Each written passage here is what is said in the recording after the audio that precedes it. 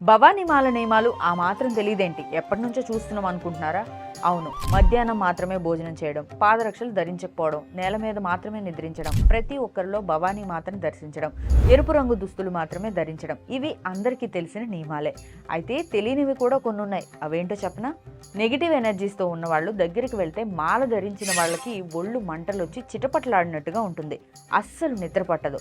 మాలలో ఉన్నవారు ఏదైనా పొరపాటు చేస్తుంటే గనక ఏదో రూపేణ అమ్మ చూపిస్తూనే ఉంటుంది. ఏకాగ్రతతో ఉండి ఇవి గ్రహించగలగాలి.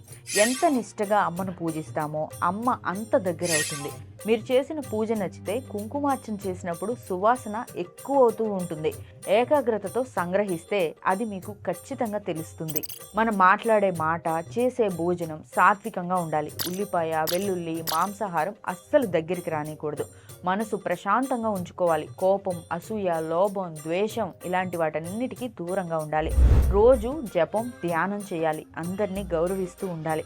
చివరిగా అమ్మ మిమ్మల్ని అనుగ్రహించిందనడానికి గుర్తేంటంటే మీ మనసు పూర్తిగా అమ్మ వశమై ఎటు చూసినా ఆ రూపమే కనిపిస్తూ ప్రాపంచిక విషయాల మీదకు ధ్యాస అస్సలు వెళ్ళదు. ఇంకా ఆ మాల ధరించిన వాళ్లకు అంతా అనుకూలంగా జరుగుతూ ఉంటుంది. చెడు ఆలోచనలు దగ్గరికి కూడా రావు. ఎంతమంది భవానీ మాల్లో ఉన్న వాళ్ళు నిజంగా నవరాత్రులు చేసేవాళ్ళు ఇది ఫీల్ అవుతున్నారు? కామెంట్ చేయండి.